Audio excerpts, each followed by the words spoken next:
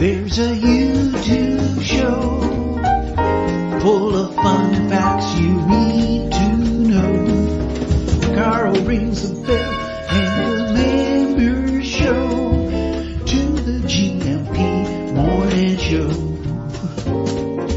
Featured guests will come and they will blow your mind. The audience will do so in kind. The little vanity mixed with some insanity on the morning show with GMP. Good morning, Portugal, and I'd like to welcome you to another fantastic day. Hey, you Gumpers.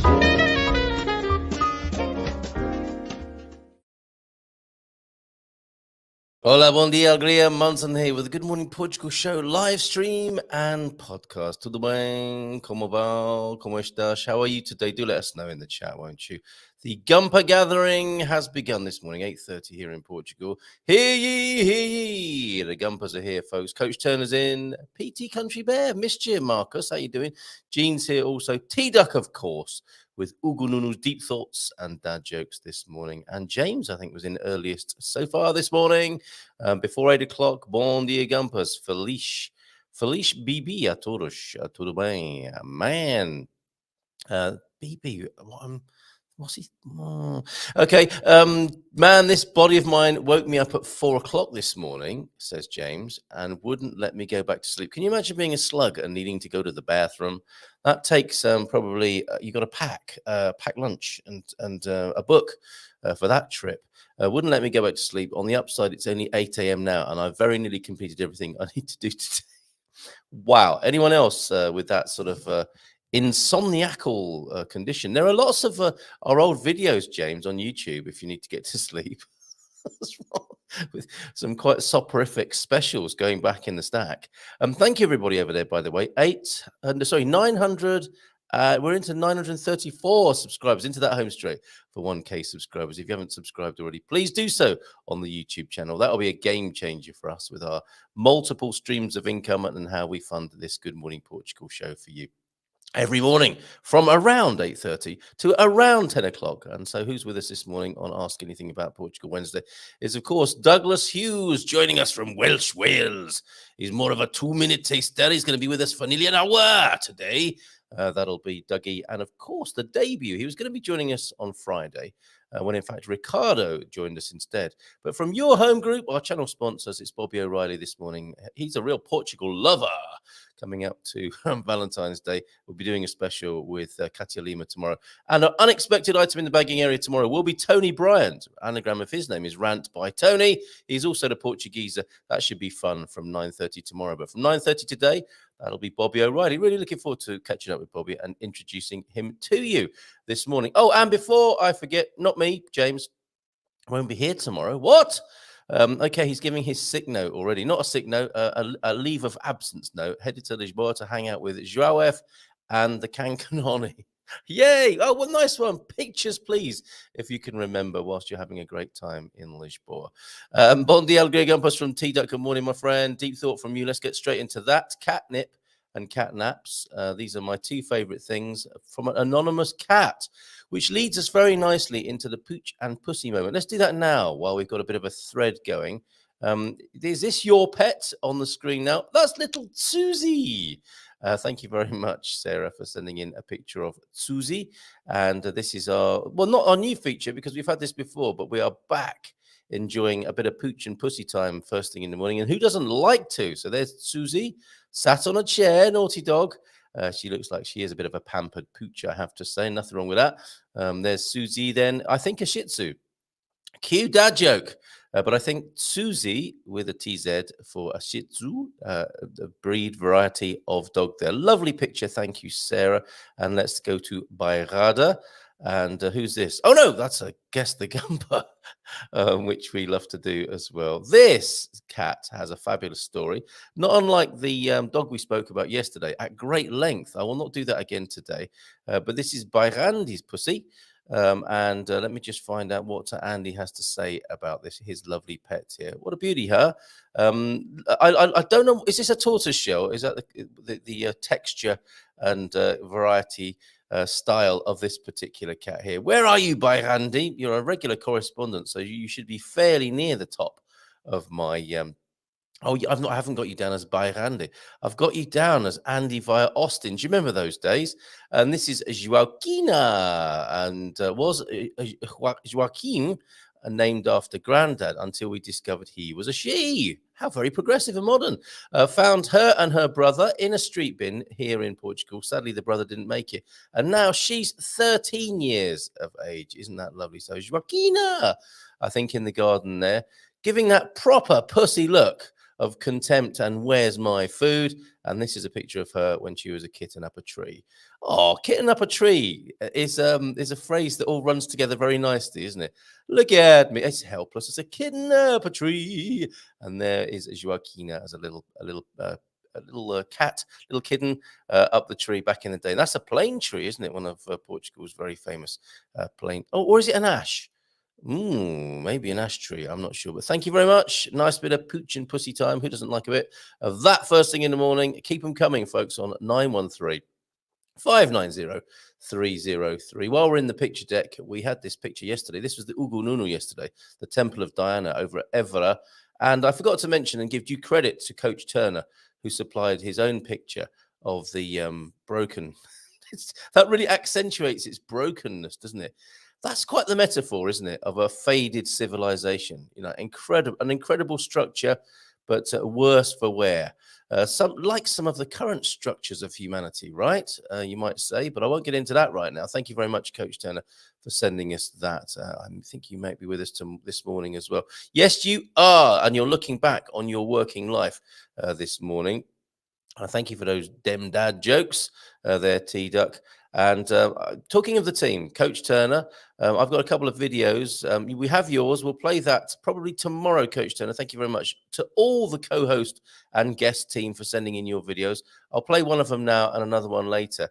But this is a cracker, and she may want to expand on this because it doesn't tell us a great deal about what she does where she comes to join us on the screen once a month now. But we do love it so much. Here you go.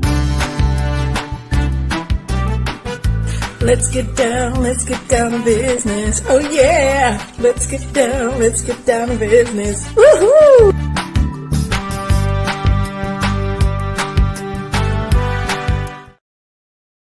Yes, there you go. That is Raquel from Lighthouse Consulting who's going to be joining us. And of course, talking about business and getting down to business. Woohoo! I think we should play that every morning. I love that. T-Duck, good morning to you. Oh, okay. It's a duck weather warning, everybody. So that means we should have a little bit of this as well going on. It's Wednesday, says T-Duck, and that means rain. Would appear to be the case. It is, of course, the meetup here on the Silver Coast. And what an incredible influx of new members we've had to that WhatsApp group. Amazing. In the last 24 hours, double figures of people joining that group. Must have had a link go out on social media somewhere, and loads of people have joined. Skin conscious natural therapies. Good morning to you as well. Thank you for being here. And Jim and Paul and Andy and Darren J. Yes, Darren, we played your video at the end of the show. We climaxed with you yesterday. Maybe that should be a feature. Climax with us. And Mulia, the lady of the 7 skirts, is here too, as well as Jean. Good morning. Yeah, a meet-up today, and it might be rainy in the Bay. We shall see. I'll be there anyway from 1 till 3 at Palmeira Cafe with good old Nelson. One of the 2 words, I think, that begin with N in Portuguese. Is that right? Or that have an N sound in them? No, that's not right. I think Nelson is unusual in sporting the N there. I think James is going to be all over that because he likes those sorts of, well, I'll use the word loosely, fact. Sarah, did you see Susie on the screen? Just in case you didn't, we've honoured in our reinvigorated Pooch and Pussy section. We had little Susie. Wake up, little Susie. Wake up. There she is. Oh, it's screen now. Susie. Wookies. Hopefully that hasn't irritated too many dog owners. Oh, quickly, whilst in the picture deck as well, it looks like the new episode of Central Connects magazine is out. And of course, I think a little bit of a nod with a lovely heart crystal on the cover there towards Valentine's Day. So central connection. Remember we had Katie Cookson on the show some while ago, and yes, still in the picture deck. Let's do a few of these while we're here. That cheese board I bought. Has anyone seen this in the supermarkets? It's got Tres Igrejas, it's got Quinta de Olival and Ceramont cheese, and all of them are fabulous. If you're a cheese fan, I think you'll like this. I bought it to go with the Rolla wine that we tasted on Monday evening, and a great do that was. A lot of people have watched that as well, and many people seem to enjoy a slightly different wine show in the way we do it now. Garvo chose the Rolla Duro. I thought this might go very nicely with it, and it did. Excuse me, a little bit of a cough there. It was really good, and I was still eating this cheese yesterday. If you like your cheese and that kind of getting your cheese on, you know, when you have a little bit and you think, I've got to have a bit more, and then I've got to have a bit more, and you just keep going because it's so Moorish and kind of addictive. And they do say that, don't they? The blessed cheesemakers. I think it can get to you. It's a kind of rush, isn't it, of cheese-induced endorphins. And I was getting that on Monday night and continuing to yesterday. Really loved it. My boy's loving the cream crackers, and I'm enjoying the cream crackers slathered with butter and then some good saturated fat on many levels, like a pantomime joke. It was saturated fat was working on many levels. Probably a little bit in the cracker, more on the butter, and then some of this delightful cheese. You get that, I think, for $5 or $6.99, that little board there with a nice little reference to the azulejo tiles. It's a kind of pseudo cheese board in a Portuguese style. And what's this with recyclable packaging? Says it claims to be easy opening. It is when you've found the right little bit of polythene to pull, of course, but that can take a little bit of skill too. But thoroughly commend that product to you, that cheese 3 ways board that you can get in the supermarkets now. I feel obliged to give you a dad joke warning because there's going to be a little bit of a rash of those this morning. Let's do it. Let's do that now then, so that nobody is caught unawares by dad jokes this morning. Warning.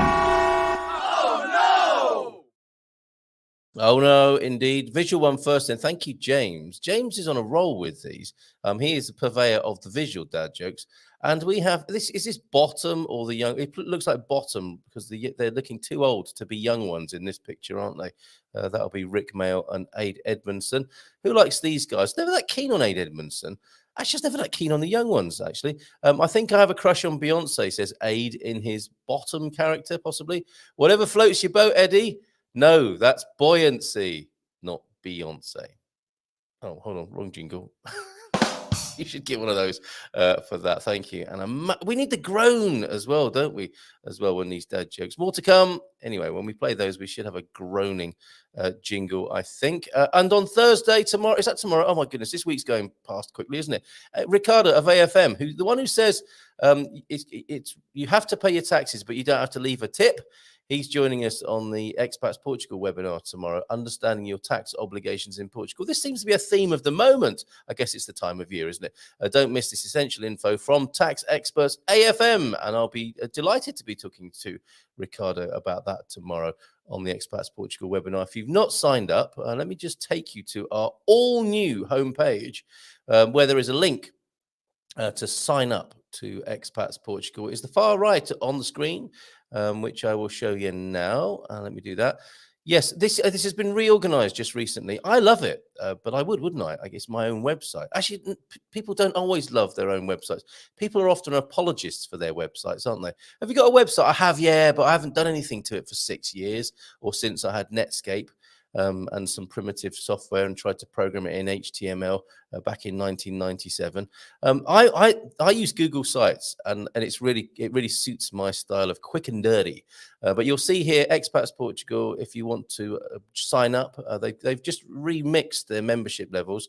If you need to renew or if you want to take out a membership that will give you lots of great discounts on all the services you need, the nuts and bolts, of course, of coming into Portugal, you can do that via our homepage, goodmorningportugal.com.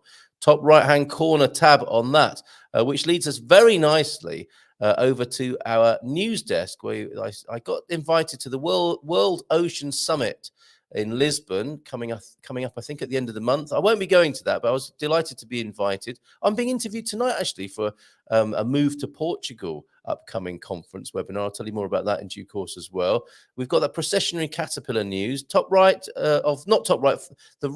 I'm saying far right quite a lot this morning, aren't I? Which might alert all kinds of tracking and upset from people as well. I mean topographically on the screen here. Portugal headlines, a new feature of the website. And you'll see, World Ocean Summit. Congratulations, Carl Hyde. Let's have a look at that. What's going on for Carl Hyde, part of the team here? There he is. He's just joined, or he's part of the agency. Oh, that didn't change on your screens. Let me just redo that then so you can actually see Mr. Hyde, our English gentleman in Lisboa. And let's bring him onto the screen. Big day for him yesterday, over and reported over on our news desk. Here you go. There's Carl, far right. He's not really. Just geographically. Looks like today was a big day in Portuguese real estate. As the most prestigious and successful luxury real estate brand in the US, the agency has arrived. What's more, GMP monthly resident, here he is, Carl Hyde, is part of the team. I'm very proud to say that I've been selected to join this distinguished group as a luxury real estate agent, Carl tells us. I will be part of the Kirby Higgs Group, a team of agents whose focus, he should have dark glasses and a black suit on if he's joining a team of agents, whose focus is on delivering the highest level of service to each and every one of our clients. That sounds interesting. Does that include champagne? Created by Mauricio Omansky, the real estate legend and star of the hit Netflix series Buying Beverly Hills, the agency, along with its phenomenal team of agents and partners, are expanding globally. Wow, maybe we'll get Mauricio on the show one day then. It is a privilege to be part of this extraordinary journey, adds Carl. I am red. I think maybe that's what you say when you're part of the agency. Not men in black, but men in red, and women, of course. And I'm looking forward to working with you all. And there's a link through there. Let's stay on the news page because look at this. If you want to lurch for the merch, I've got my finger out finally. And it's not a nice phrase, that is it, basically. But I have. And these are the two mugs that are available now. No, they're not. They're not available yet. What I'm doing is canvassing for opinion. But it looks like I'm going to have to do both of them anyway. Not in any way begrudgingly, but I thought I'd start with one and then bring a whole load of merch into a collection, a Gumper collection. But it seems, as ever, with so many things in our world at the moment, we've got a 48-52 split on this. People like both the Who Doesn't Like mug first thing in the morning and Be Portuguese About It mug as well. It's kind of complex, one on the left, but it's funny. And the one on the right is simple and a nice kind of bon mot, isn't it? Of course, something to remember, a sentiment to remember, to be Portuguese about it when you're living in Portugal or beginning to think about your life in Portugal. In fact, that's what Gilda said last night on Migration Tuesday. Last words from you, Gilda. She said, it does take a long time and it can be very frustrating to go through the bureaucracy. However, be patient because it's a skill you'll have to learn in Portugal anyway. So which do you like of these two on the screen at the moment? They are in the Gumper news section. It's big news for us to lurch the merch. And it's A, Who Doesn't Like on the left, and B, Be Portuguese About It on the right there. I will get round to putting them in our very own Etsy store. And I'm working with Gelato, I think one of the world's most best covered manufacturers of such print-on-demand items, so that you can ship it locally wherever you live. There should be a Gelato printer who will be able to get it to you without having massive postal costs and customs problems and that sort of thing. I wonder if I'm getting any feedback yet. A, all the way. Yes. Thank you very much for that. The one on the far right, you see, divided straight away. And I'm liking Be Portuguese About It. So 2-1 on that. I've got to do them both, haven't I? Who needs a website when you have an AOL keyword? What does that mean, Tito? I mean, do people use websites anymore? I'm doing quite a lot of work on my website, thinking people might go there. And I'm fairly pleased with the Google Analytics on there. And we are ranking. I think we go straight into the number 3 position after 2 other Good Morning Portugal things. I think it's the YouTube channel and Facebook possibly. And of course, you'd expect that, wouldn't you? That Google and Facebook are ruling things. B, one... Darren J wants Be Portuguese About It. Okay, I'll do both. I'll do. What was I saying? I completely forgotten. I've just been distracted by a mwah, mwah, mwah. We've got that. We've definitely got that. We do. as well as that. Okay, I forgot about that one. Thank you very much. But I've completely forgotten what I've said. Oh, yes. Good Morning Portugal.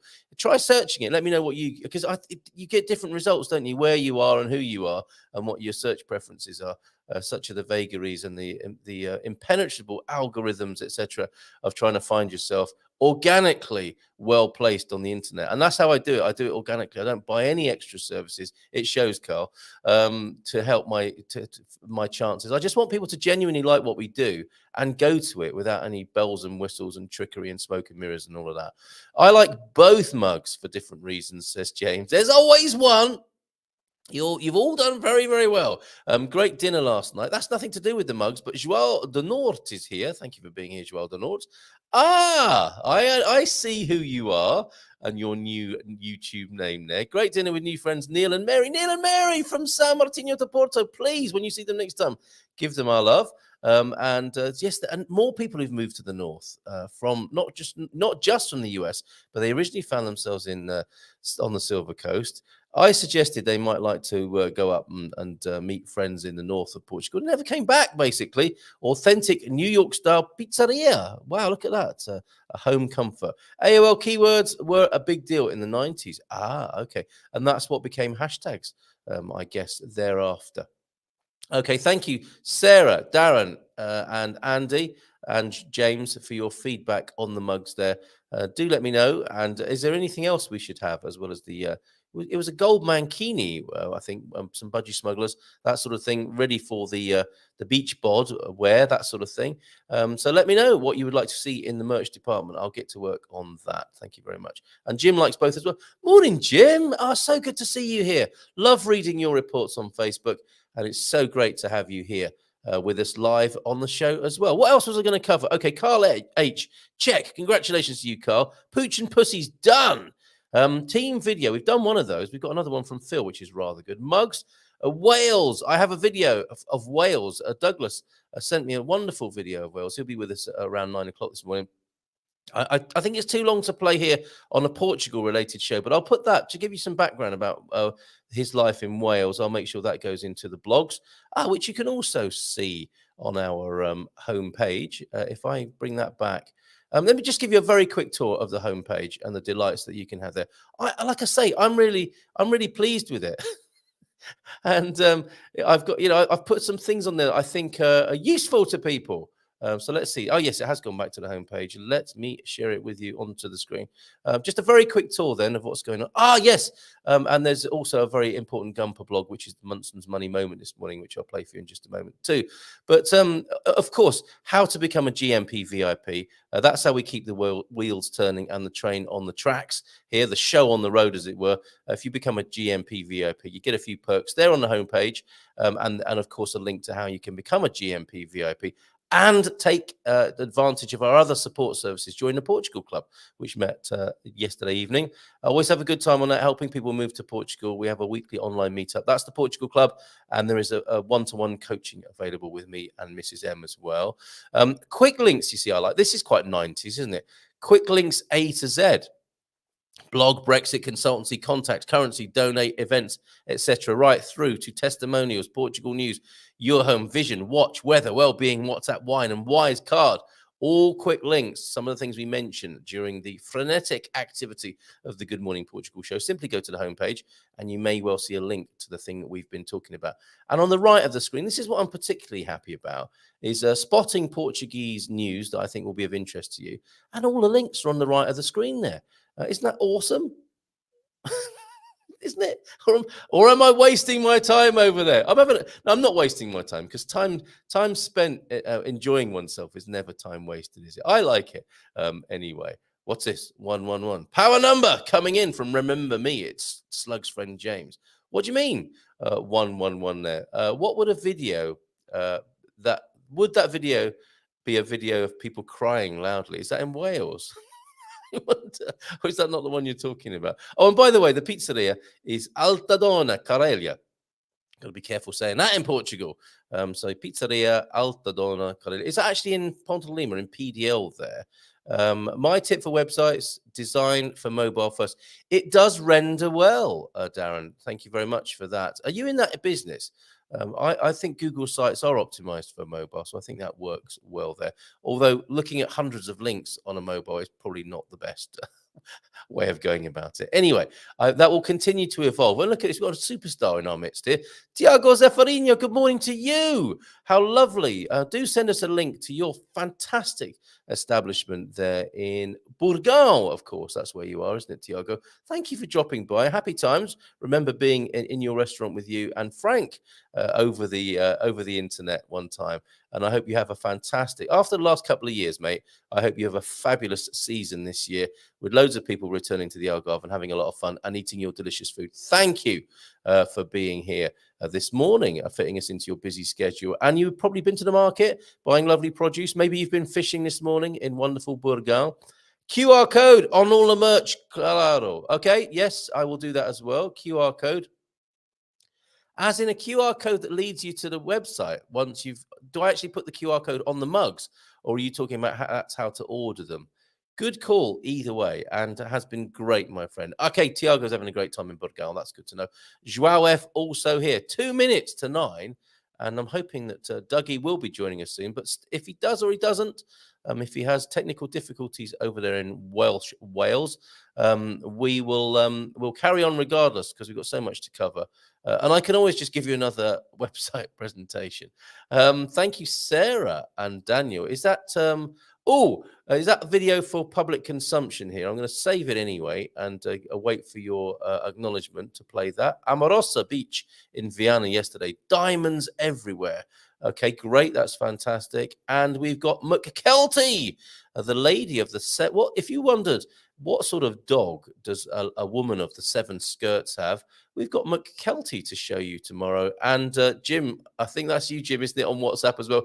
You like both mugs. Okay, I'll keep everybody informed of when they go to or when they're available for print and production and delivery. Thank you so much, everybody, for your feedback on those. No word from Doug yet. He has received the links. We shall see. And I'll put his video of Wales. It's absolutely beautiful, his video of his homeland. I'll stick that up in the blogs there. And expect more writing from Doug, of course, in the Portugal News, where he is a resident writer. Let's go back to the beginning then, around 8 o'clock, where James had been up since 4 a.m. this morning. And check out, we've done the deep thought of the day. That was, of course, the anonymous cat who said, my favorite things are catnip and catnaps. Portuguese saying of the day then, tal pai, tal filho, like father, like son. Isn't that great? That's a universal, I think, isn't it, around the world? And there it is in Portuguese. Tal pai, tal filho. And who knew? I'm going to hold on that because I know Doug will have been probably to the place we're going to go to this morning. So let's give him a nice round of applause.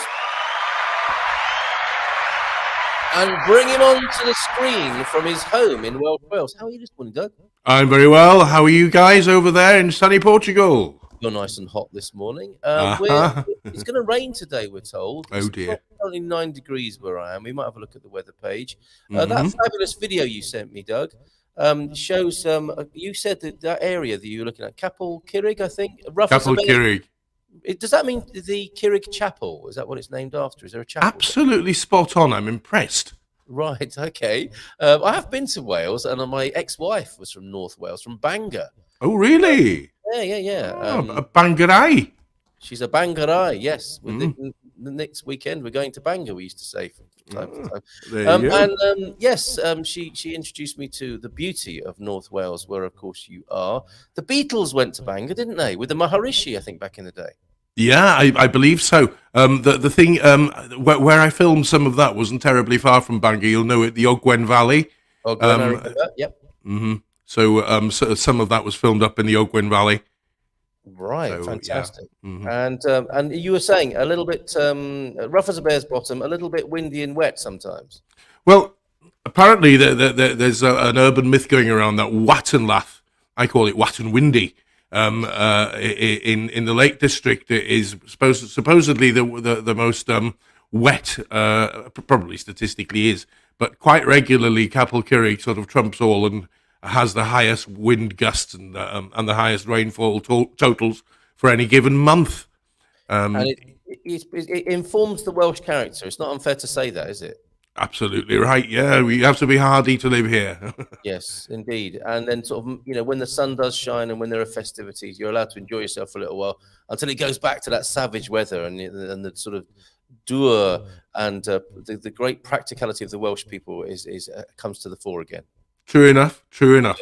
Indeed. Okay. Well, here he is, Portugal news writer Dougie Hughes. What have you had in the paper recently, Doug? Oh, a few motoring articles, usually classic cars. And I think I've done a couple. I don't know whether you've noticed the Portugal news recently started focusing. They've got a section on Ireland, for I guess Irish expatriates, and so yeah, they call it like a subsection called the Ireland News. I've done a couple of profiles on some Irish broadcasters, namely the late great Gay Byrne and Larry Gogan, who was the voice of Irish popular music. Well, amazing. So you're like a celebrity writer as well. Well, I wouldn't describe myself as that. I've certainly just profiled those two great broadcasters, and there were two people I personally admired, having met one of them. Which one? I met Gay.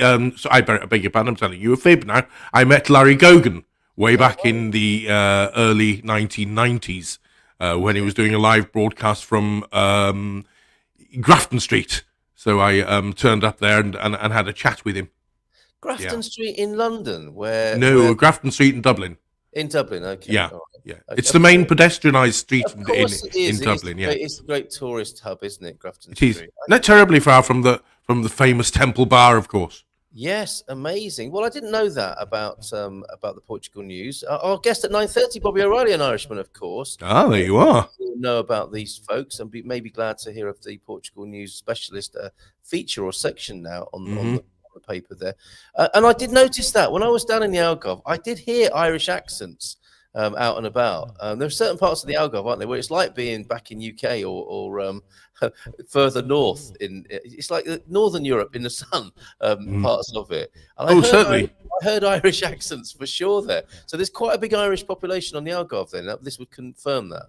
Yeah, absolutely. It's a lot of people from Ireland, just like the people, us lot in the UK, come for the beautiful bright sunshine and the lovely weather, and all the other things the Algarve has to offer. And that's why you can get a good pint of Guinness as well there, right? Which I have done. I can't say. I think I tend to stick to the old Superbock and the Zagresh and all the rest of it. I don't go for Guinness that much unless I'm actually in Dublin. Okay, fair enough. A purist on these matters. Yeah, okay.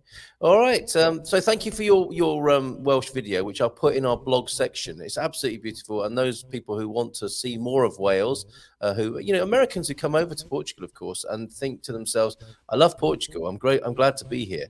And what an amazing jumping off point for the rest of Europe. Doug's Welsh video, which I'll stick in the blog, will be a really nice taster for you. It's like a 2-minute taster for Wales rather than Portugal on this occasion. So what else have you been up to, Dougie? Did you enjoy your most recent trip to Portugal? I think you were poorly for some of it, weren't you? I think you can probably tell still I've still got quite a croaky voice, haven't I? Yes, I was. I had, I think, probably a touch of bronchitis. And of course, coupled with a large dollop of man flu, which doesn't help, of course. You poor love. I'm so sorry. my poor love, yeah. Us chaps need to stick together in those dark times, don't we? We do. But not literally, because then there would be a terrible possibility of cross-infection. So, yes, stick together metaphorically, not actually. It was just a nasty cough that kept me awake, and so I was walking around the Algarve bleary-eyed, so, yeah. But some say you normally do, Doug. Probably not far off the mark. Okay. Do you know this building, my friend? Do you recognise this? Then. I have to be completely honest. Now that would be somewhere in the north of Portugal or the central Portugal. I'm guessing. Compared to the Algarve, yes. And I'm going to give you the info on this because it is the Ugo Nuno today, our man who gets around Portugal with the Who Knew Facts.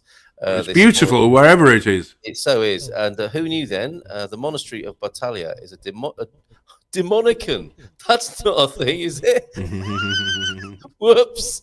It's a Dominican convent, not a demonic. Yeah, there could be a few demons there as well. It's a Dominican, oh my goodness, convent in the municipality of Batalha in the district of Leiria. Oh, it's well north then, isn't it? Yeah. Yeah, and well north. Yeah, I mean, some people call it central, though. Known as the Monastery of Saint Mary of the Victory, it was erected in commemoration of the 1385. I've been to that battleground, the Battle of Aljubarrota. In the 15th century, it served as the burial church of the Portuguese royalty. And they have moved around the country, of course, where they've been buried, the Portuguese royals. It is one of the best and original examples of the late flamboyant Gothic architecture. I did sense that, didn't you? Didn't you clap your eyes on that, Doug, and think that is definitely late flamboyant Gothic? Oh, absolutely. The architect in me came whizzing out. Yeah, it's absolutely gorgeous. I mean, it's so ornate, isn't it? It's superb, and it is intermingled with the Manueline style there. Yeah, I knew all that. I knew that, of course. Fabulous. Thank you very much for that. And let's remove that from the screen now. And let's return to see what's going on in the comments this morning. Coach Turner's in. Bon dia, Gumpers. Longish walk today in the cold. Hopefully it's warming up over the next few days. Good work. And the God Squad tip of the day. Not my words today, but those of the incomparable Maya Angelou from Coach Turner. Now then, you can only become truly accomplished at something you love. Don't make money your goal. Instead, pursue the things you love doing and then do them so well that people can't take their eyes off you. This is good advice, isn't it? Looking back on my working life, had I followed my heart, I suspect I might have achieved more. But circumstances conspired against it. No complaints, but if you have the chance, take it. Her life story is amazing. Because of Fabrizio's pointing us towards Dr. Angelou recently, I looked up her life story, and she was a mute as a child after a terrible occurrence in her early life. Well worth checking out the story of Maya Angelou, and from those very difficult beginnings, an incredible woman giving us advice of that kind. It's an interesting one, isn't it? Not everyone can do that, though, can they, Doug? I think if you can't do what you love, then love what you do, right? That's the other option. Yes, if you can, of course. I went into the building trade, sort of kicking and screaming because my father sort of encouraged me to do so. Take over his side of the business because he was getting on a bit. And I can't really say hand on heart that I enjoyed it that much. Right. It wasn't my forte, and it certainly was his. He really. My dad didn't go to work; he went to play. He loved just mucking with his JCBs and his wagons and his lorries and his vans, and he just like play. Ooh, my microphone! I've just hit over his face. Just punch the mic. They're the God's tip of the day. There. If you haven't got a punch bag, just take it out on your microphone. On your microphone, that's all the way to do it. And so I can't say as I did precisely what I would have enjoyed doing. I don't think. That's interesting. So your father is a good example of what we're talking about, or what Dr. Maya Angelou is talking about there, and you not so much, and a really interesting case of the whole succession thing that happens sometimes, of course, for family businesses. And I think am I right in thinking you were pulled away from something you did love to do that? Yeah, I did a couple of. I was doing a couple of jobs before I went in to do that. Yeah. I was involved, for a time in broadcasting. And before that, I believe it or not, I worked in the trading standards, weights and measures. Did you really? I did, yes. Yeah, It it involved going around garages and shops and things like that, making sure that their weighing equipment was giving you the right quantity of fuel. We had to measure the amount of fuel, but back then it was an imperial gallon.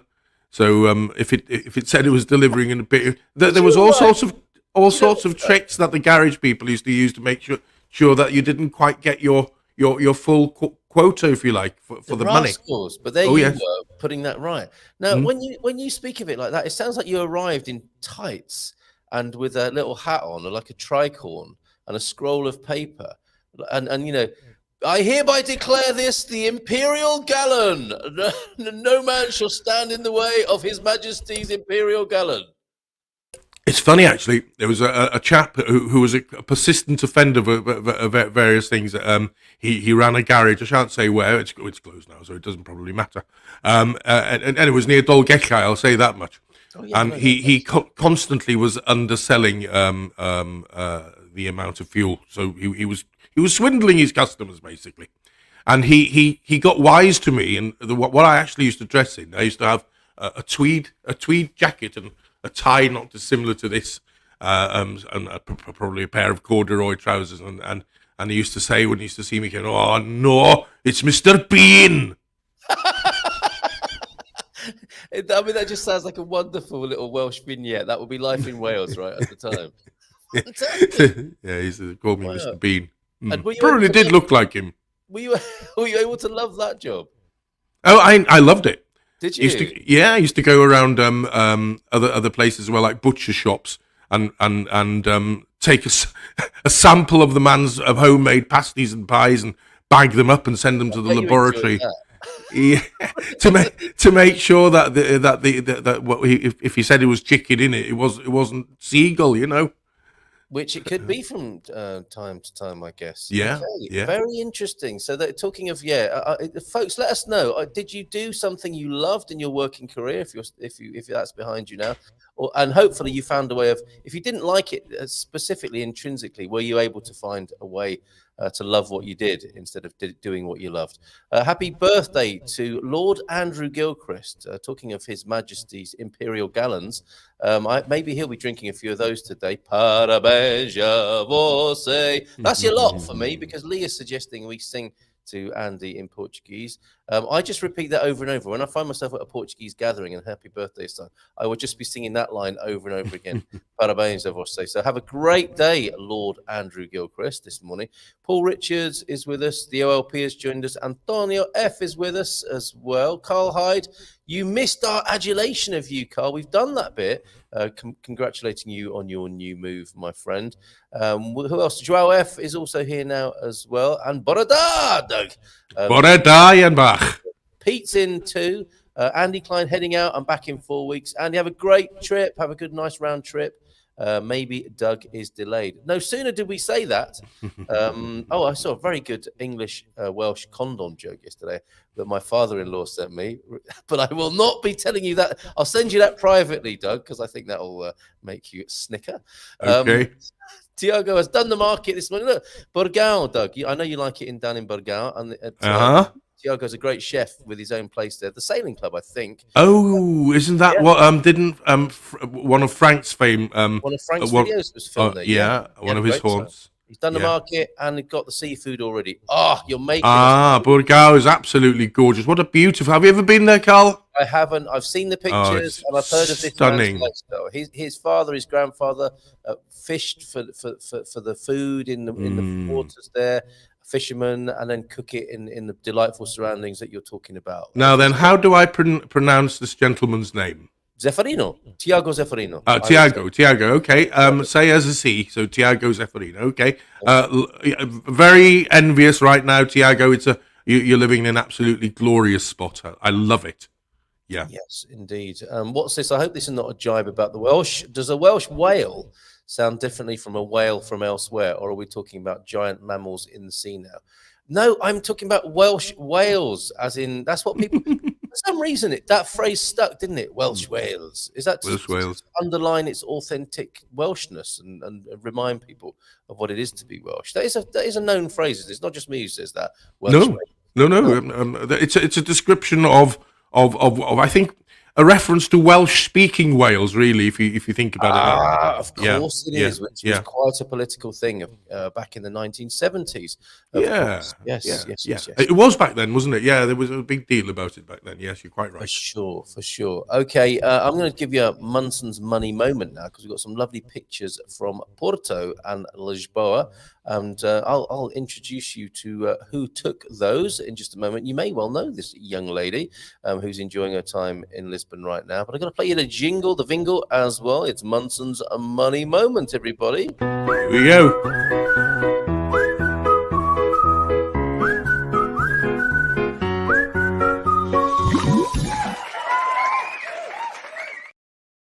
Look at all that dosh there. That's quite Oh, is nice to that see on the good? I can yeah. feel a few bottles of wine coming on. Yes, big handfuls of Yeah, cash there. absolutely. And, we're going to go to the Gumper blog now. This is where I'm going to put your Welsh video, by the way, Doug, so that people Okay. can see where you live and the beauty of it. Our current blog star is Spartan Effects. It's Sarah, of course, on this Munson's Money Moment. Look at these beautiful pictures of Aren't our they just local. gorgeous? It's that sky, Doug, isn't it? Isn't that what Oh, I realised that one of the things I've missed over this winter, and one of the things I really love about Portugal, is that blue. I think that's uniquely Portuguese. It probably isn't, but I think it is. I think Portugal, fortunately for Portugal, and I just feel so jealous when I'm not there, gets more than its fair share of blue sky. So yeah. Okay, all right. So it's in a funny sort of way, the formula of the blue and how often we have it. I guess It's gorgeous, isn't it? Portuguese. And Sarah is clearly having a great time. She's at one of her favourite rooftop bars in this particular shot, top left. And you'll see Lisbon on the left and her favourite bar. And she draws a little arrow of the rooftop bar. Although not sure I want everyone to know about it. She's keeping that to herself. That looks to me, is it a church or some kind of municipal building? I don't know. It could well be, couldn't it? It does. It was certainly a clock tower, which you could quite easily be forgiven for thinking that belongs to a church. But she's not telling us. She doesn't want us to know where it is because it's her own special place up there on the roof, looking out across the water. That's in the capital, and then up in the north in Porto, of course, the iconic bridge there and those beautiful buildings on the banks.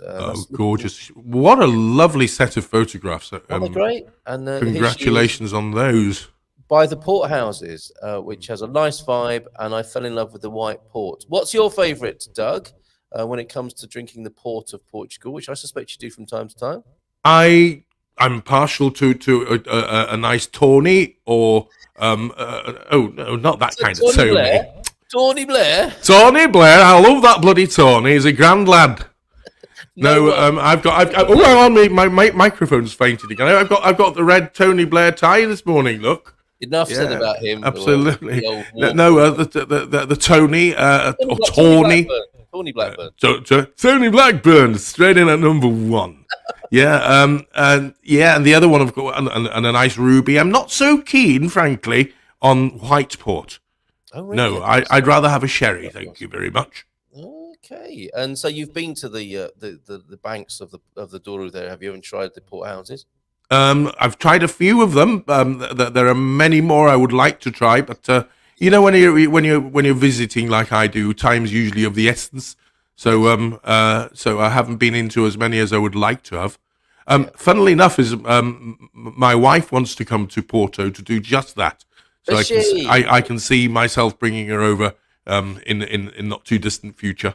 Well, let's whet our appetite with the link there. If you go to the Gumper blog, the link for it there, Doug, will take you through to Sarah's latest offering there. It's like a photo safari of her time enjoyed in Porto and Lisboa there.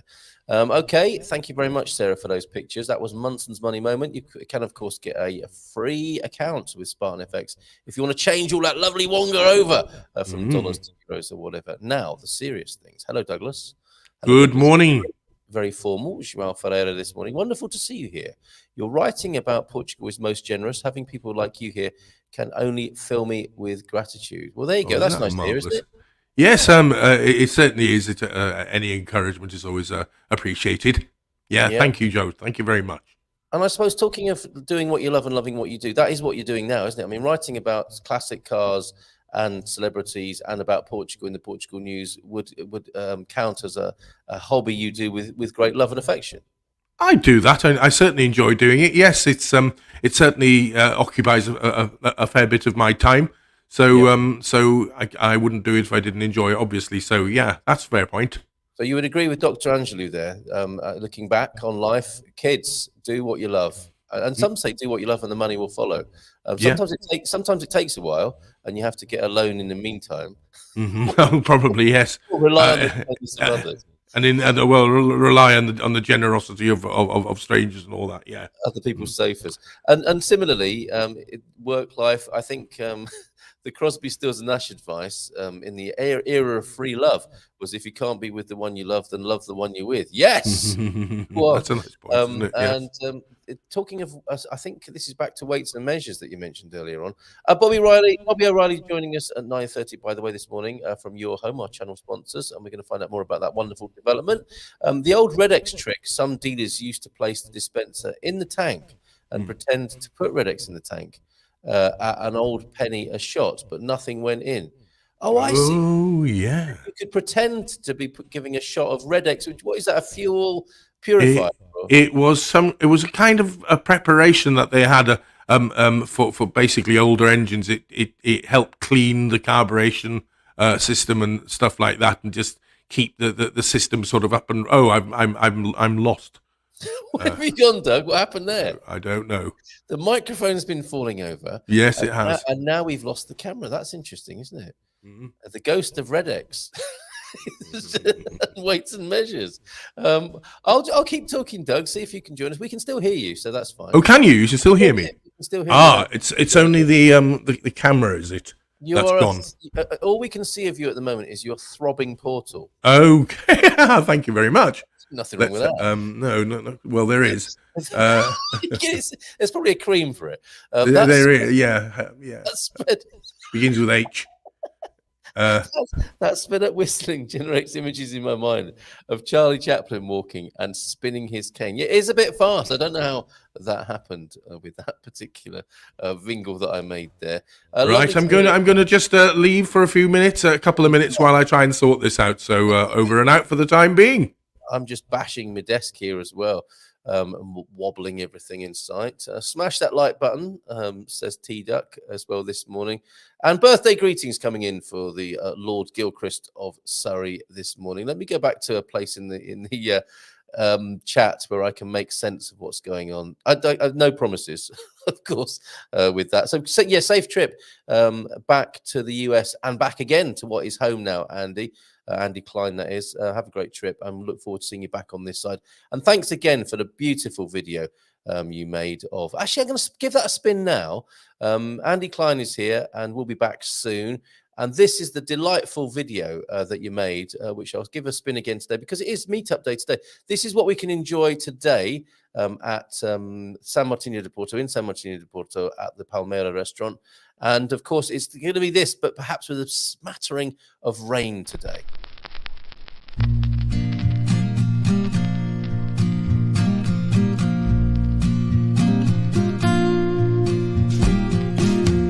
Hungry for the road all my life, thirsty for adventure all my youth, chasing all my freedoms down Liberty Avenue.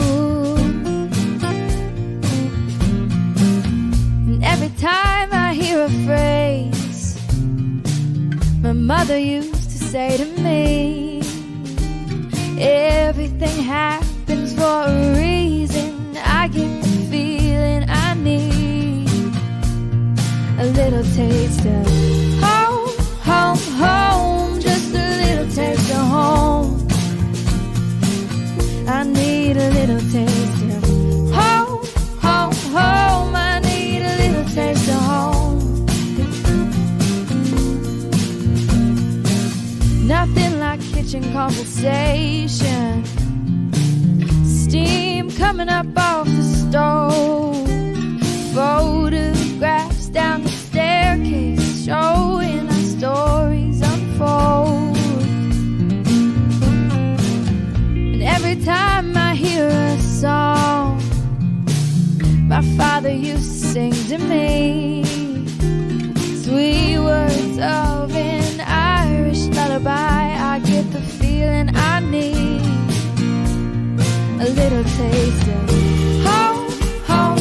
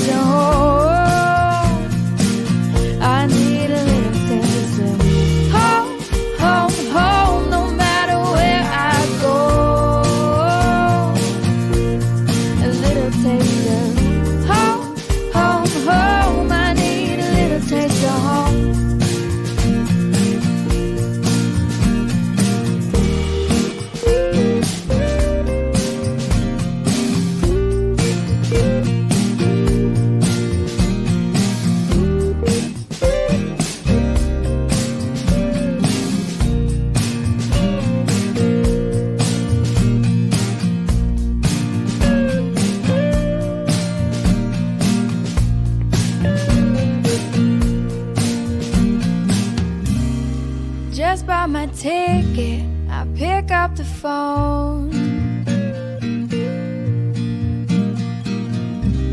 I'm calling to tell you that I'm coming home. Home, home, home, I'm coming home. I need a little taste of home, home, home, I'm coming home. A little taste of home, home, home, I need a little taste of home. Little taste of home, home, home, I'm coming home.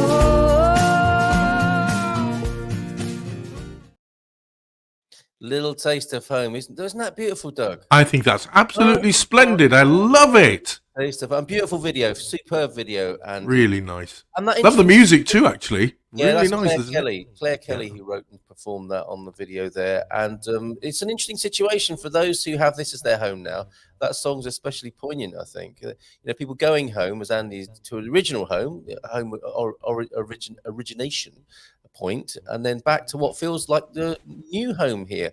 An interesting situation to be in. Bobby O'Reilly joining us in just a moment, just catching up on a few more comments. I have to be honest, we're missing out on the clear blue skies that we were talking about, Doug, just a moment ago. There's lots and lots of slash burning going on, so it's been hazy and smoky everywhere since we arrived. It's the time of year, isn't it, for that? Greetings from the Algarve. A bit of cloud and early rain, but the sun is out later. A maximum of 16 in the Algarve today. Thank you very much, Paul. Good to see you here. Everyone, the birthday boy is here as well. Hello, Lord Gilchrist, Portuguese. Good morning and happy birthday. That's his name, isn't it, for the man cave, Portuguese? Doesn't Portuguese architecture make you wonder about the Portuguese mind, how they conjure up such magnificent beauty? Yes, basically. Weather report from Central, cats and dogs here this morning, unless literally Peter's got cats and dogs there this morning. And going back to the family business in succession, like Doug, I joined my father in his business. Manufacturing transformers. I enjoyed some of it, particularly designing products and manufacturing systems, but not the management bit. I think it's difficult, isn't it, when you're the son to come in and to earn the respect of the workers, right? Because it looks like you've just walked in as the son, and there's a job to do there, isn't there? I think there's a massive job to do there. That was a massive issue. Yeah. Was it? Yeah. Oh, yes, it's a definitely. tricky one, isn't it? And you need to know who your friends and enemies are, I think, in that situation, don't you? Yeah. And win them round in some way.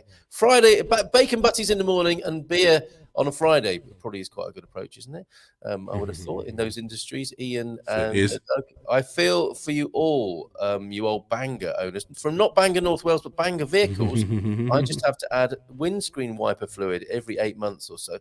Doesn't the Tesla do that automatically, Pete? No, it should do, shouldn't it? Yeah, it should. It's great you enjoy fixing broken things so much. I think that's an electric vehicle owner pushback there, don't you?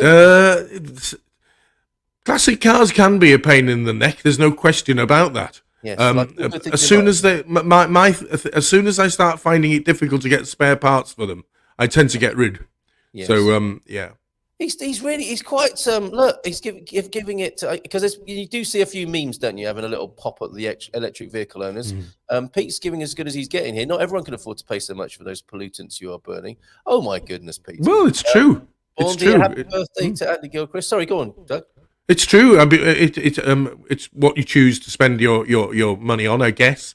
The thing is, though, my argument is that my classic cars spend the vast amount of their time sort of holed up in the garage, and my daily car, if you like, it's not an electric one, but it's a more frugal one than some of my gas guzzlers, if you like, probably pollute more because they do the miles, whereas the classics don't. Yeah. Yeah, and another defender of his old vehicle. My Series 3 Land Rover was the best car I ever owned. With a tear in his eye there. Let's give him a nice round of applause. Bobby O'Reilly joins us now. How you doing, guys? Great to see you, Bobby. From our channel sponsors, your home. And I was looking forward to speaking to you last week when we launched our partnership, and you couldn't make it. Ricardo did a great job, but it's great to speak to you today. How are you? I'm good, thanks. Very good. Yeah, he did a good job last week.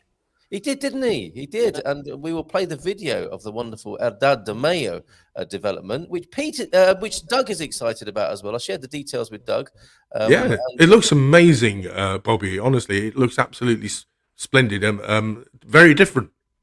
Yeah, thank you very much. It's something that we've really been working on. That the whole team itself has been inspired to sort of make come together and sort of launching in 3 weeks from today. So we're very excited about the whole project. Oh, excellent. Well, let's find out more about you first and come back to Herdad de Mayo, because, of course, it launches in 3 weeks, but there's been a lot of planning and preparation. I'm sure it's been a long process to get it to that point. Tell us about yourself, Bobby. I first saw you driving down the streets of Aroera, and there was a lovely big billboard. First time I met you, I think you were about 20 meters high on the roadside there. Yeah, I actually had this fantastic billboard with myself and 2 other colleagues in the pose of James Bond. Yes, isn't that great to be able to do that? Yeah, I became very famous in the area for that, but probably for the wrong reasons. But, a fun photo shoot. It was a launch. It was a launch of I'm here. You know. Yes, indeed, and that is where you began your life as your Portuguese life, right? In Aroera, just south of the river. Yeah, it's where I suppose I started in Portugal with another company about 30 years ago, actually, in Algarve, in Tavira. And I done a project down there and sort of fell in love with Portugal back then. And we came to Portugal probably every year, even after I left, for vacations and so on. I was married in Portugal even when I was living in Ireland. Oh, really? And 2 years ago, I moved here full time with my family, and started my own company back then, selling as a real estate agent, selling properties, mainly to international clients that were looking for golden visas and basically then investment properties, because like me, they saw the opportunities that Portugal was offering and still offered. And so basically we built our career on that, and we settled. We now live in Aroera itself, where you had met me that day. Yes, we had a drink, didn't we, in the lovely bar there. It's such a fantastic place. Yeah. I know, it's a great place actually. They've even expanded a nice new hotel after opening up there. And recently, the Herdad itself has been bought out by a fund, which is going to pump a lot more money into this area as well. Yeah. Which they've bought the golf courses, etc. as well. So there's a lot of exciting things happening around this whole area, around the whole Almada, Seychelles, South Bank area. Yes, and that, of course, is what your new development is kind of premised on, isn't it? Is the long-awaited recognition of south of the river. That's how I would see it. When I arrived there 5 years ago, I thought, it's incredible. You can catch a train across the water, you can get a bus, you can drive across, and you get this great view of Lisbon. But no one else seemed to see that at the time. You must have seen that 10 years ago when you arrived. Yeah, I see it every day as well. I think it's when you're born in a place, you don't see half of what's actually in front of you. True. And as an expat, when you move to anywhere really that is completely different to where you lived before, you see it for its, I suppose it's surprisingly beauty at the start, but you never get used to it. Every day I cross that bridge, I see the same thing, and whatever time of day it's just awesome. Same here. Yeah. I often say this, and I'll say it again. Traveling on the train there, all my Portuguese colleagues on the train, my fellow commuters, would be face deep in their phones, books, or newspapers. And I'm seeing Cristo Rei, I'm seeing the ferries going across the water, the sunshine on the water, the bank of the river, the iconic bank of the river. And I just wanted to shout, look, it's Lisbon, everybody. Well, but you're right. It's what they've grown up with, and it's no big deal to them, is it? It's. I think that's why there's so many crashes on the bridge. Right. There's so many going like this. That is the drawback, isn't it, of living south of the river? You only need one of those, and then the whole connection between the north and the south bank is over for 2 hours. I'm planning the tunnels. Excellent. I think probably the metal grid on the river is to wake you up. Oh, on the bridge. Sorry, yeah. As soon as you cross onto that, and then you're awake. Doug, tell us more about that, because I used to tell my kids that there is a dragon that sleeps under the bridge, and that's what that funny noise is. Describe that to us? It sounds like a swarm of when you stood underneath it, doesn't it? Like a small swarm of huge bees. Yeah, that's right. It's a magnificent experience just to sit there and listen to it. It's great. It is amazing. 24 hours a day as well. It never stops. Say that again. 24 hours a day. Yeah, it never stops. Yes. Yeah. It's even the sound of the wind resonating. It's not just the cars, is it? No, It's an iconic global experience going across the Vinci Singh WL Bridge. Look at this. You got a fan already, Bobby? Oh my God, Irish. It's so sweet sounding. yeah, I get that all the time. The lady of the seven skirts is a fan already. So a 10-year history, and I Yeah, think what you say in your in the website at your home is, how can you not, when you love a place, how can you not share it with the rest of the world? And you are yeah, a one man. You have been a one man crusade doing that for the last 10 years, right? yeah. Sort of going around the world. Well, I have a team behind me as well, but I've been basically I've been going around the world showcasing Portugal to foreigners, Yeah. and a lot of people when they start to come here first, a lot of them were coming to get away from where they were and to get access to another passport, or also for their kids to have other options with a European passport, etc. But then what they found was when they came to Portugal, because a lot of people when you meet them say, "Oh, I've been to Spain, I've been to Italy, I've been to wherever," Have you ever been to Portugal? No, and actually, you'd be surprised how many people don't even know where Portugal is. And then eventually, when they come here, they just fall in love with it as well. I've had very rarely someone come and go, not impressed. Everyone has been really impressed. And what I found was they started off doing what they came here for originally was to get a PR or a residency to start and hopefully to achieve a passport in the future. But then themselves a lot of them been entrepreneurial, decided to start businesses or invest in businesses here. And outside of the golden visa investment, there's been massive indirect foreign investment by these guys into the local economies. And really, and that's what they continue to do today. And even the Herdad de Mayo is such a project. It's direct foreign investment as well that allows for this project to happen. We'll have a look at a video, and we've got a lovely minute promo of the development. But I'm surprised. Well, I'm surprised and not surprised to hear that you travel the world talking to people about Portugal, and you say a lot of people just haven't heard about Portugal. Why is that?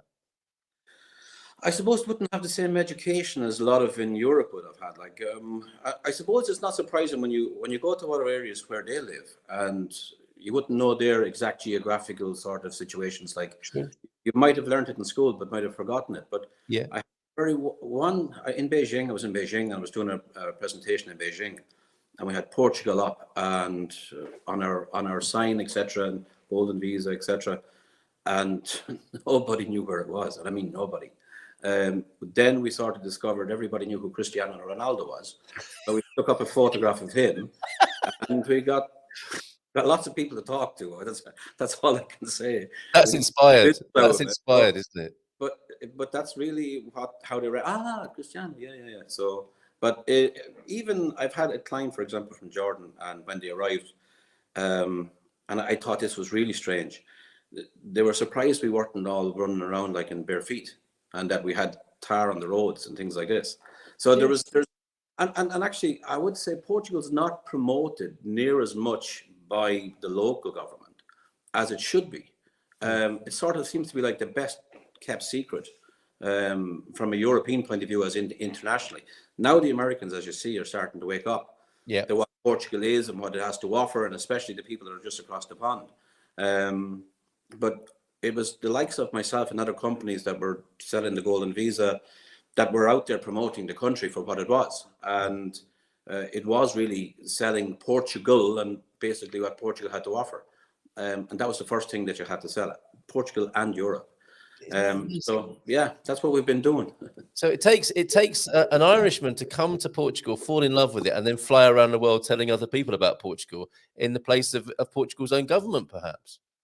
Sort of. Even like, for example, when we went to different countries, we'd always try to get to see the ambassador or go to the local embassies and things like this. And they're all very accommodating, but they were limited with the resources of what they could do, as in to sort of open doors for you.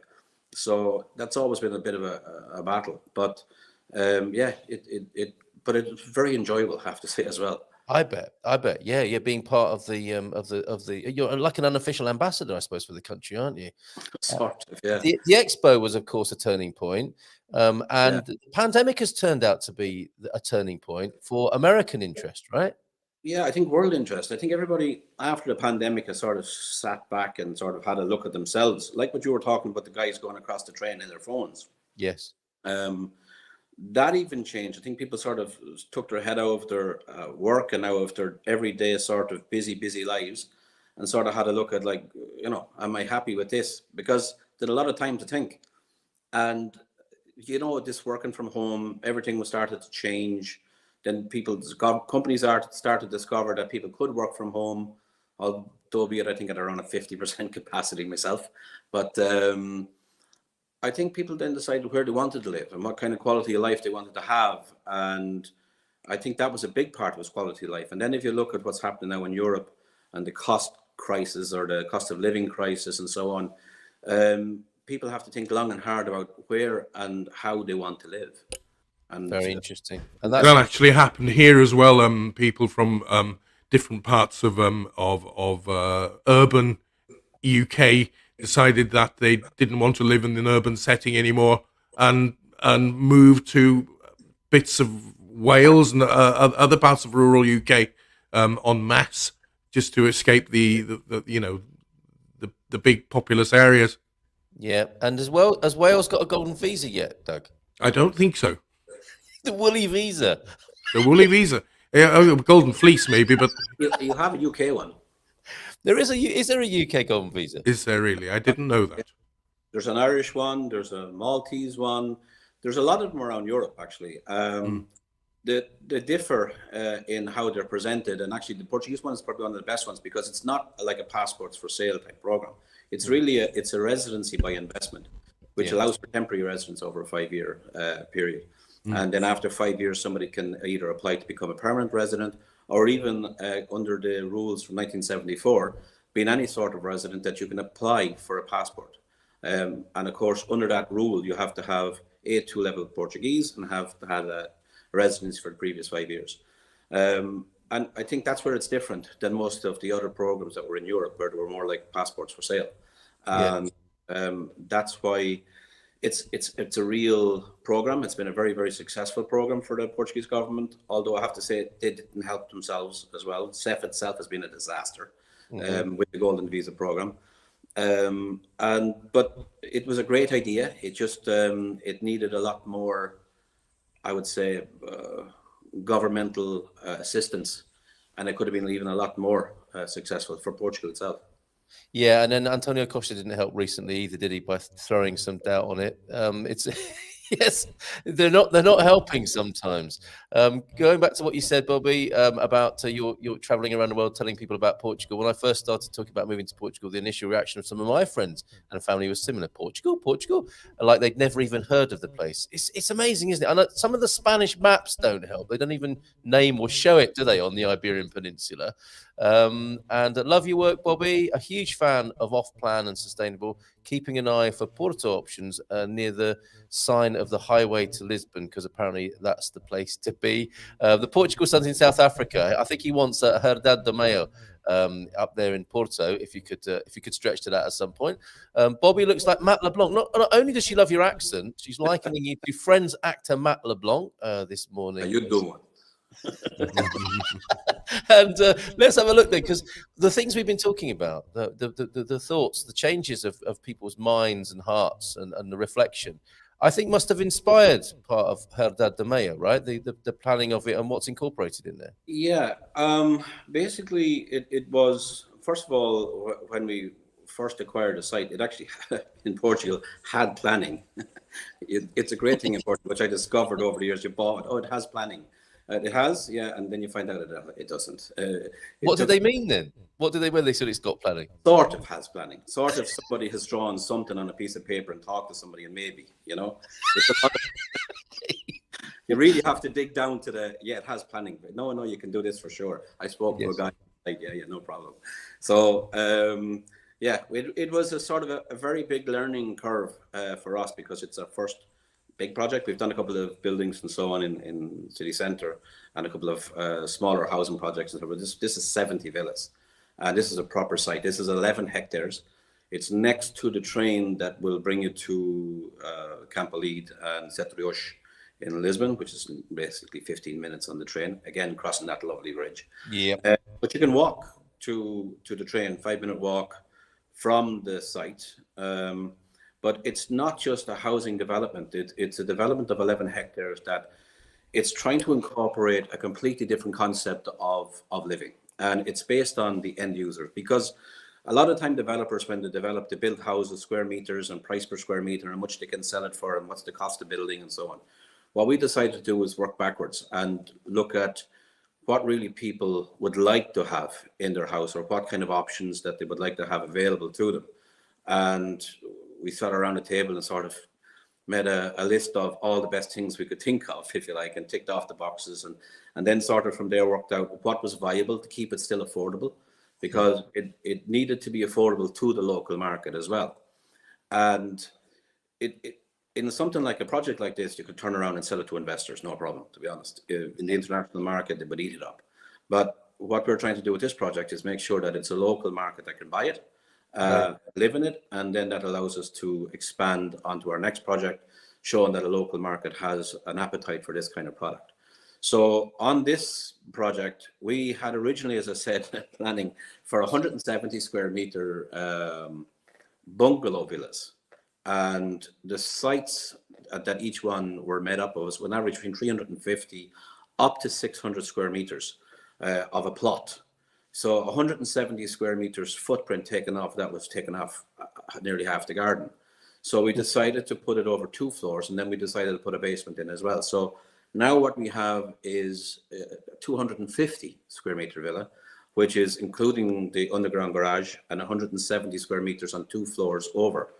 And it's designed by an architect who works with us directly, a guy called Jalal Alali. He's actually originally a Palestinian, but lived in London for a long time, and worked with a very big architectural firm, very famous architectural firm in London, and has come over and designed an amazing villa. And with the space and the layouts and the sort of ergonomical sort of way that the house itself fits, and you would live in the house, has just been inspiring. And let's have a look at it. Because you can't get away from these James Bond touches, can you? Your underground garage. Does it play the Bond theme music as you drive out of the garage? we can include it at a little extra cost. Excellent. Let's have a look at the video, and we'll talk some more about them after this.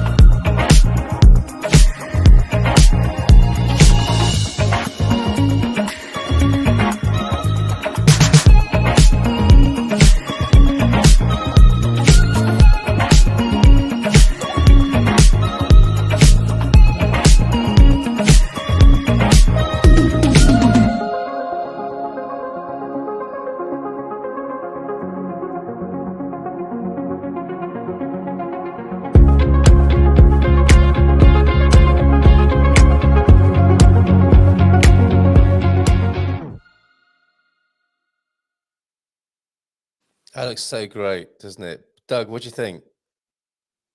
Oh, I need my microphone on, don't I? Yeah, absolutely glorious. I've had a look at them on the promo stuff that you sent me. They look marvelous. They really do. Yeah. Very modern. Very proud of that. And it launches in 3 weeks, Bobby, did you say? 3 weeks today. We haven't really marketed it yet as such. Marketing when it starts this week is into social media marketing, but we've had over 2,000 people have applied for information, let's say, already, just from the outdoors, etc., that we had, and from the local people that have seen it driving past. Yeah.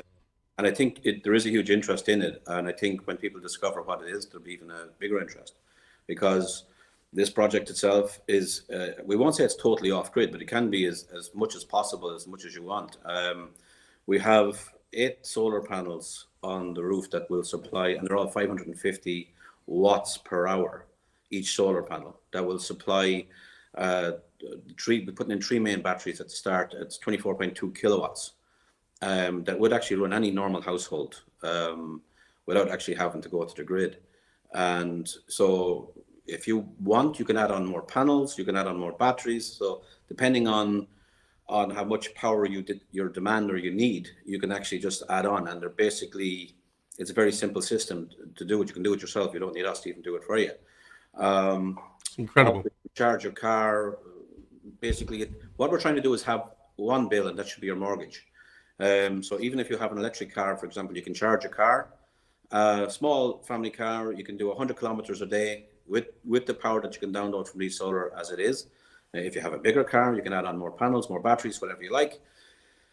Also, we're looking at a deionizing water recycling system that we hope to install into the properties too. It's not a done deal as yet, because obviously it has to make sure that it's viable. Is that like a grey water reclamation system? Is it Similar? Basically, it's deionizing. So basically, it's a filtration system that should recycle around 60% of the wastewater back into the system. Now you can have it that it irrigates the garden, water for the pool, etc., which allows that you don't need to go for a well or a voodoo, as we'd say here.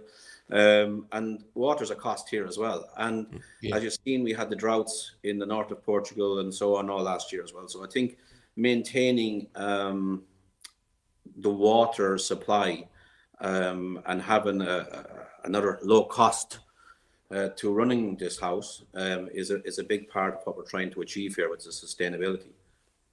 Amazing. Look, maybe someone from the family here. Look, amazing work, Bobby. You're looking great. And from your family in Perth there. Thank you, Dawn, for joining us this morning. And you're being welcomed by Portugueser João Ferreira. Never seen you here before, so welcome to this small Lusitanian rectangle.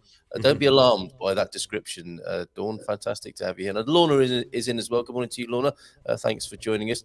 Looks amazing. And you're referencing the electric vehicle charging. Yeah. Yourself, Bobby, petrol head or electric guy?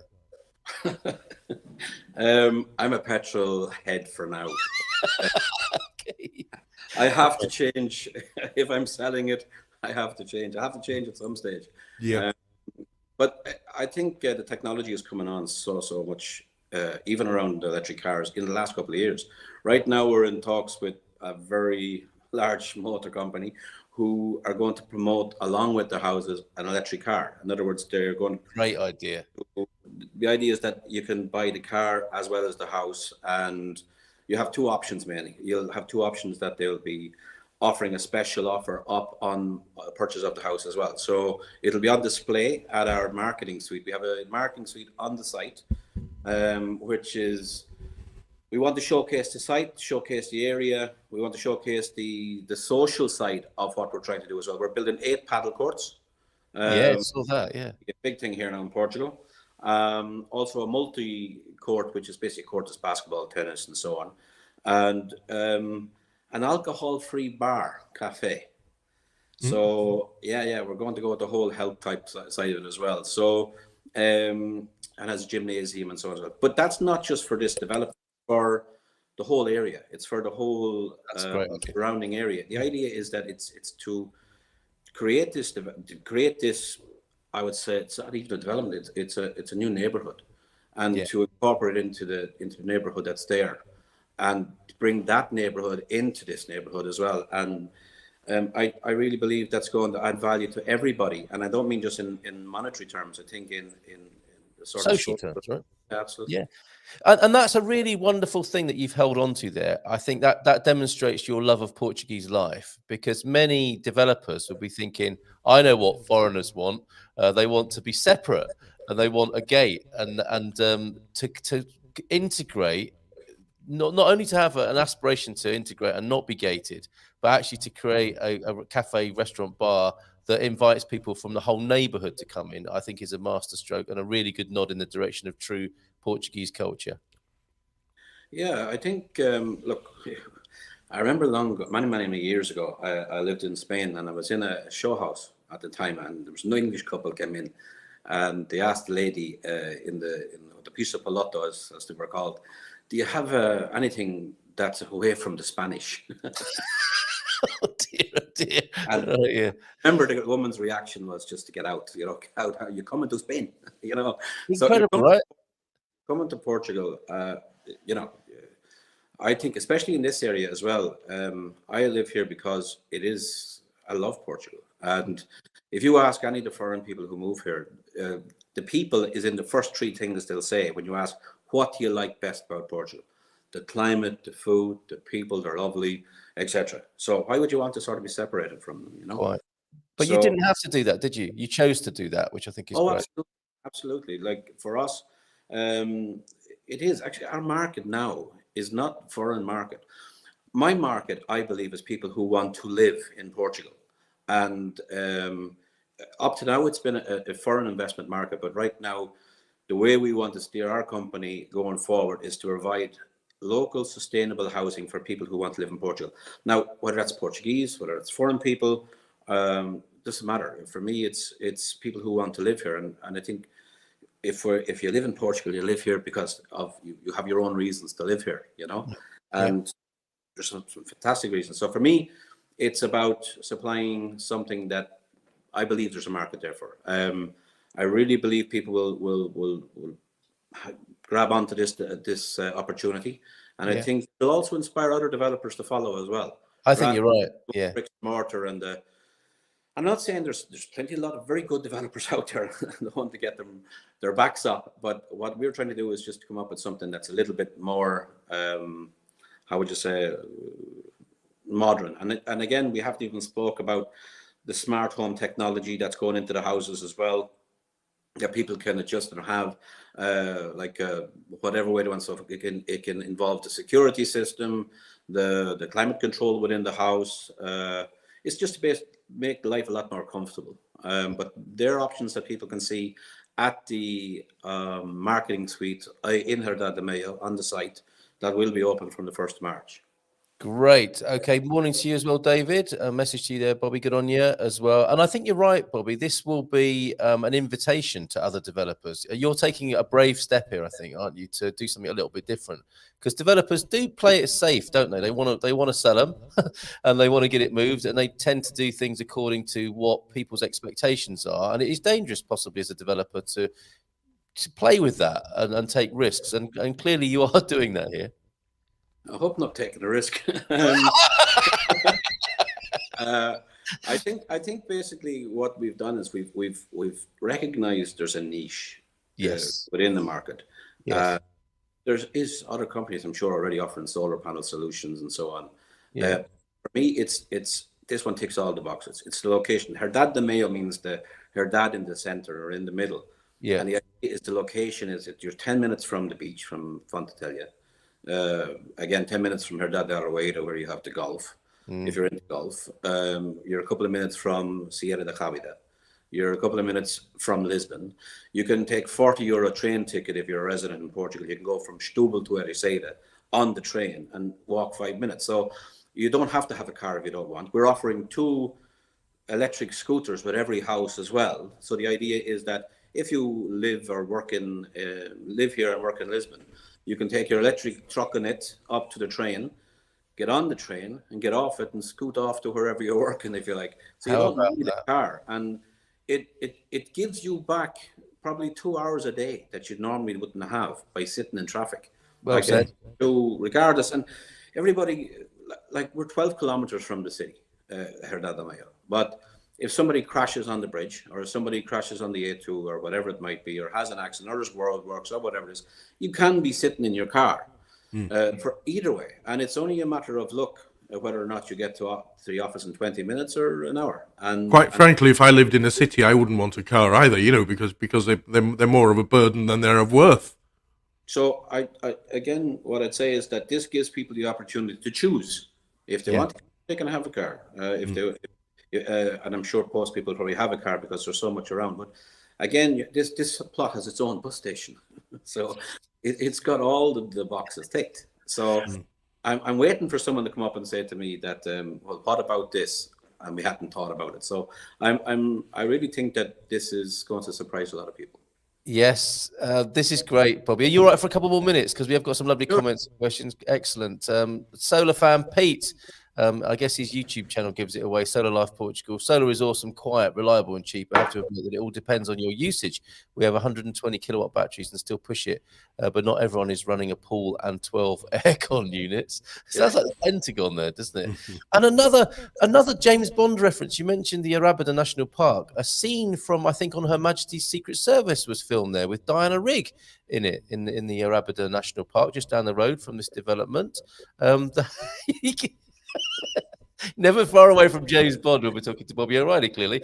The house we are building will not be gated, but open with just a tiny boundary wall. Loving these true reflections of Portuguese life here. Portuguese home is private, but not gated, right? And not gated communities. I live with upstairs apartment separate, a Portuguese family, and we have a good stout one too. Okay, so gated in that sense, but I'm sure very hospitable as well. How affordable are these, Bobby? Prices on these, Bobby, if you will. Yeah, actually, we're going to launch at 550 for a 250 square meter house that's practically independent. It's for nothing. There's a lot of debate right now about whether we just launch the first 10 at this price and basically just to introduce it to the market. But it's going to be between the 550 to the around the 600,000 mark initially, to be honest. And that is, we believe that's very, very reasonable. Not using the word cheap because it's not cheap. It's a lot of money for a lot of people, but It's very reasonable. I sold a one-bedroom apartment yesterday in Lisbon for 690,000 euros. And I have apartments for 1.2 million, 1.5 million that people are buying because they want to live in the city. Yes. What I believe is that the market for here is people that live in the city already that can either sell or either remortgage and rent out their property, because rents right now are getting very, very high rents within Lisbon, that they can rent out their properties in Lisbon and decide, I want to live in a house such as this. Maybe their families have grown up a little bit or whatever, but I believe the market here is people that intend to work in Lisbon, or this also gives the opportunity to work from home as well. So I think the local market is the Lisbon people at the moment, that it'll make it very affordable, but between 550 to 600, depending on the site, the size of it, and so on. There's about 6 different styles of house in total. Okay. And they have, some of them have a lot of different variants to others. And because it's such a big site, it's 11 hectares. People will really need to come to see what kind of house they want, where it is, positioning, and so on. From the top of the site, you have a fantastic view over the bridge, the April 25, Punta Abril 25, and the Cristo Rei, and also Lisbon. But from the bottom of the site, you're closer to the train. So you have, and also you're closer to the social side of it. And then on the top, you're closer to the garden area. So it'll depend on, you want the view and close to the garden, the quieter side of it, or you want to be closer to the train, whatever it might be. But we're going to launch 22, I'd say, probably in the 1st of March. That's the initial. We haven't taken any reservations from anybody as yet, because we had to finalize contracts and things like this as well. And also finalize the exact finishings and so on that need to go into the contract. So they're all being done now, and everything will be ready for the 1st of March. So only then, we're going to invite people who have sent us the emails already for the 1st of March to basically come and for the launch of the first 22.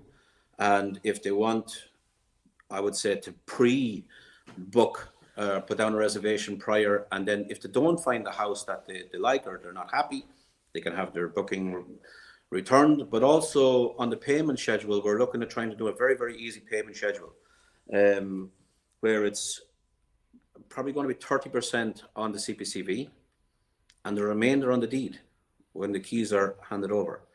So trying to make it as easy as possible for people to achieve and to be able to get themselves in a position where they can afford these houses. Superb, Bobby. Look at the answer to the energy crisis. Rises every morning and sets every night. So you really are a visionary in your approach here, which Deborah seems to be agreeing with as well. So heartening listening to your vision and your ethics. Amazing. Deborah Davies is an amazing artist. If you need any public art, please reach out to me as part of the development there. She would do something amazing, I'm sure, on such an inspiring location. Forage de Moura is the station, isn't it? And now I remember I used to catch the bus from Araguera to Forage de Moura to go to work in town. And that station is wonderful as well. It's the double-decker trains, which are a bit special when you're not from Portugal. Again, the fellow travelers take it in their stride. I was thinking, do I go upstairs or downstairs on this train? A different seat every day just to try it out. And the wonderful girl from Ipanema voiceover when the train comes in. Haven't we got the sexiest train announcer ever in the world? Yeah, very nice. She's incredible, isn't she? We'd like to meet her. Helps you get up in the morning. It does. And run to the station to hear that. Super. And we're hoping for a flat screen or several flat screen TVs showing Good Morning Portugal in each of these homes as well. Ian Turner, love the idea. You're as much about creating a community as building houses. That's been important, obviously. Yeah, because I think that's what we have here. Like, as I suppose a salesperson, that's what I am. I'm a salesperson. But you don't sell bricks and mortar. You sell the idea. You sell, I suppose, the concept. Yeah. And for me, you have to have a very good concept. And this is, I believe, an amazing concept. The location, the property itself, the community, the access, everything that's around you. Like, so, I actually I was at at Carol's launch yesterday for their agency. Carl Hyde, yeah. These guys are going to be helping me promote the project, and right. I was talking to a couple of their investors into their company, and one guy has just moved. Basically, he's moved lock, stock, and family, the whole lot, and he's living in Cascais, and we were just talking about where he's going. Some guys are going skiing, and so on. He's only moved here like 3 months ago, and but he said, no, I'm going on holidays in Portugal. I want to discover Portugal, Yeah. So, and I think that's a lot of it is that, how would you say, I know I've gone off track, but it is discovering that whole area around the Herdad, the Sierra de Habida, even Azetao, the Gezo de Azetao. Oh, what a beautiful place. Stubel, fish market in Stubel. Yeah. It's amazing. Like, you just go in and they've got these huge swordfishes hanging up. I don't particularly like fish, but I love the fish market. That's the best review ever, isn't it? I don't really like fish, but I love this fish market. It is awesome. But Stubel itself has so much to offer. There's so much to offer around here for anybody who wants to live here. It gives you everything. You have the beach, you have the mountains, you have the city, you have the country, you have the wine. Pamela, for example, like all the different wines. And everything. So you've got so much to discover. And this was all part of Herdad de Mayo and the concept of having it here in the middle. If you look at the website herdademayo.com, you will see there's a map, and that map shows you how many minutes you are to everywhere. And you can order, they have a brochure. We have a brochure online as well. You can download the brochure, and it will give you all the sort of, immediate amenities in the area, from the schools to the restaurants to the supermarket, etc., the different beaches and so on. And actually the different train, the one thing we're forgetting actually is Seychelles. Seychelles is only a couple of minutes from here as well, where you have the boat. But Seychelles has become such a chic sort of area for a lot of foreign people, especially a lot of French and so on, that's after moving to Portugal. It's got an amazing nightlife as well, fantastic restaurants. I was actually very surprised because it's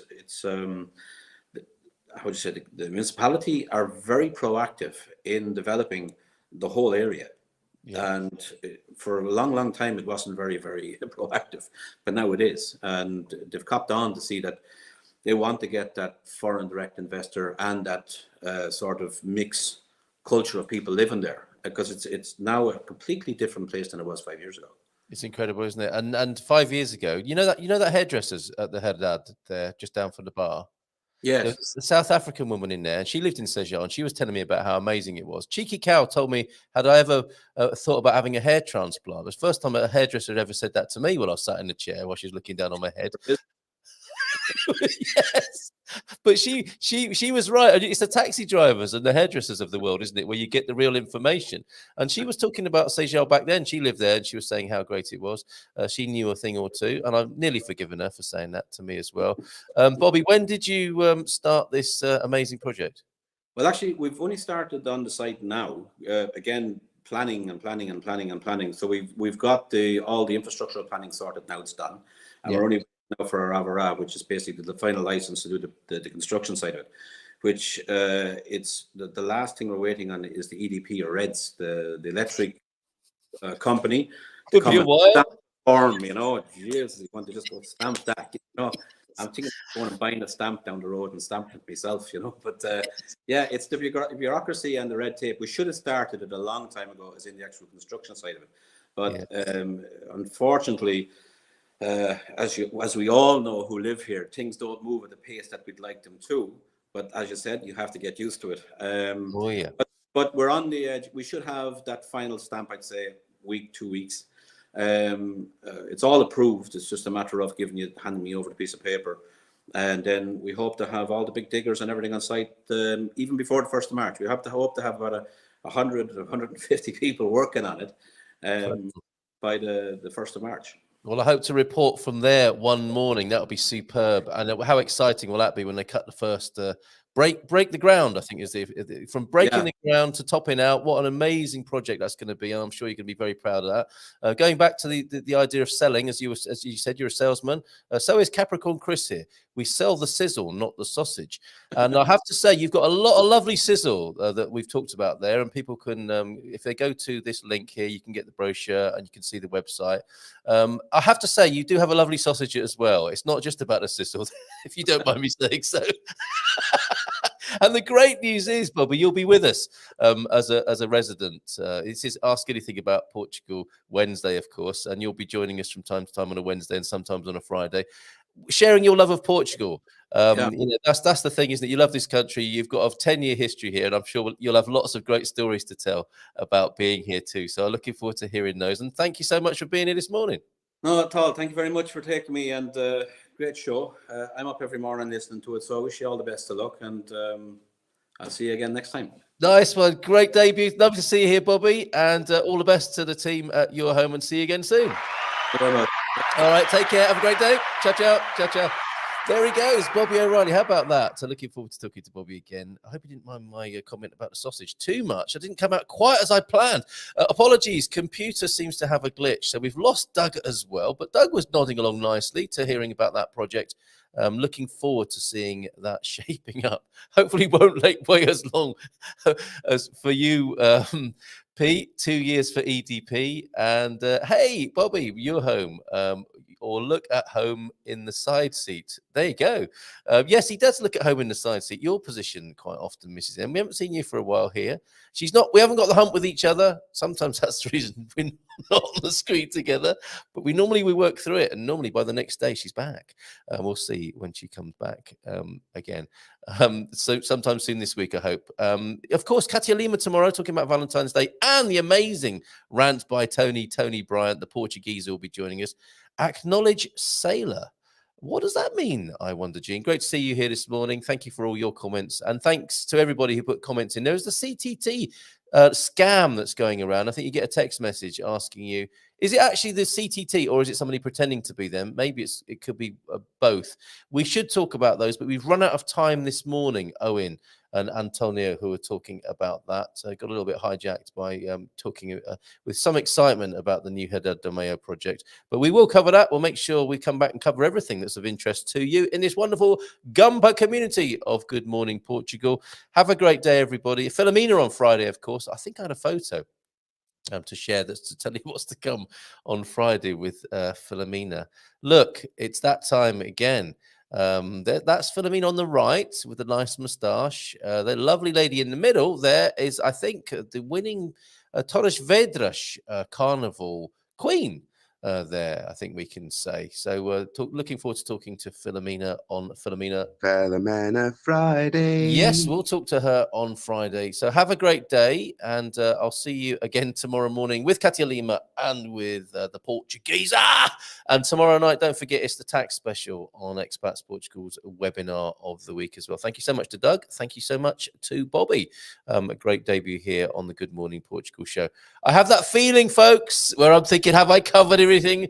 Did I forget anything? I did, didn't I? I forgot the dad jokes. Not again. I'm not doing that. I'm going to do them now.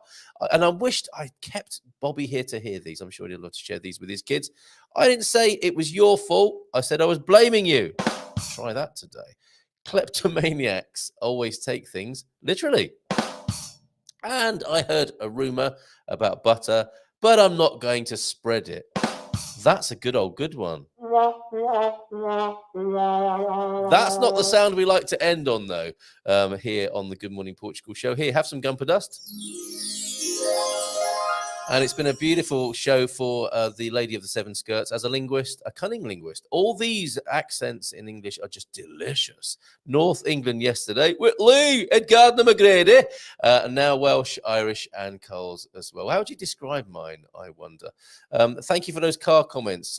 Doug has his own car group on WhatsApp after hijacking another one that I started recently. So it may be that Portugal's son and Paul Richards, you might like to be added to that. Let me know. Drop me a line and you can be in the Petrol Head group that's over there on WhatsApp that we started up. Logo. Ciao for now. We'll take that as our cue to say goodbye and have a great day. And we'll see you again tomorrow. Have a great day, folks. Ciao, ciao. Here we go.